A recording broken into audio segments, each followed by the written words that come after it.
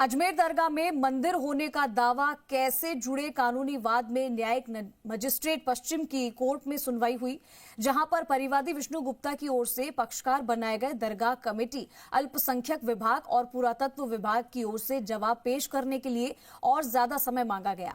इसके अलावा इस पूरे मामले में पक्ष कार्ड नहीं बनाए जाने पर अंजुमन कमेटी दरगाह दीवान और 3 अन्य की ओर से भी पक्ष कर बनाने की अर्जी लगाई गई है, जिस पर कोर्ट ने मामले की अगली सुनवाई 24 जनवरी तय की गई।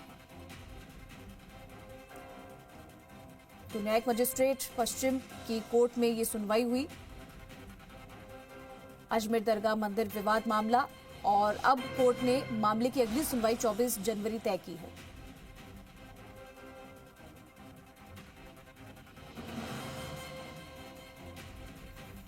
आपने भी कई सारे फैक्ट्स, कई सारे दावे तो बहुत सारे करते हैं। मैं ये कह रहा हूं, हर आपने भी कुछ फैक्ट्स मंदिर नजर आ रहे हैं। दावों से क्या होता है? कोर्ट है, ख्वाजा मोइनुद्दीन चिश्ती 800 साल से विराजमान है, सुल्तानुल हिंद है। बड़े बड़े बादशाह अपना माथा टेकने आते हैं यहाँ। It's nothing new. गरीब नवाज के हम तो गुलाम है 800 साल से। 800 साल में बहुत सारी चीजें देखी है। ख्वाजा मोइनुद्दीन चिश्ती है, बादशाह अपने ताज लेकर आते हैं और यहाँ लोगों की मुरादें पूरी होती है। ये ख्वाजा मोइनुद्दीन चिश्ती है, गरीब नवाज, जहाँ हर धर्म संप्रदाय के लोग आते हैं। किसी के केस करने से क्या होता है?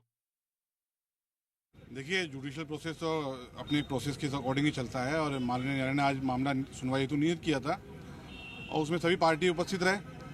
जिन लोगों को पार्टी बनना था उन्होंने अपनी 110 की एप्लीकेशन मूव करी है। आज करीब 4 एप्लीकेशन मूव हुई हैं। मैंने ऑन बिहाफ ऑफ सज्जादा नशीन साहब, दीवान साहब की तरफ से, क्योंकि हम गरीब नवाज के वंशज, हमें पार्टी नहीं बनाया गया और हमारा मानना है कि हम इसमें नेसेसरी पार्टी हैं।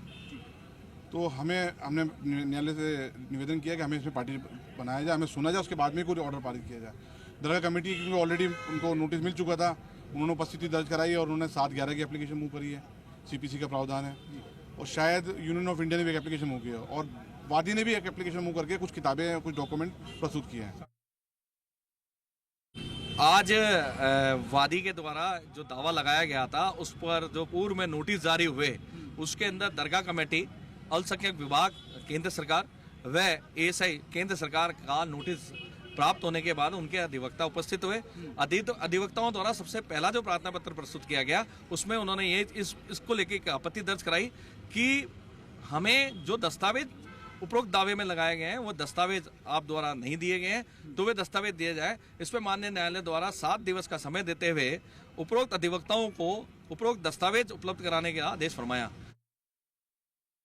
माननीय जज साहब ने जिन जिन पक्षों को नोटिस दिए थे उन पक्षों के रिप्लाई आ गए हैं, उनकी भी बात सुनी गई और हमारी भी बात सुनी गई और हमने वही बात उठाई कि हमने हमारी जो एप्लीकेशन सर्वे की पेंडिंग थी एएसआई की, हमने उस एप्लीकेशन को अलाउ करने की बात की। माननीय जज साहब ने हमारी बात सुनी और साथ में जितने भी प्रतिवादी पक्ष थे जिनको नोटिस जारी किया गया था उन सबकी भी बात सुनी है, उनकी भी नोट की गई है, हमारी बात भी नोट की गई है और साथ ही साथ हमने एएसआई सर्वे की मांग की।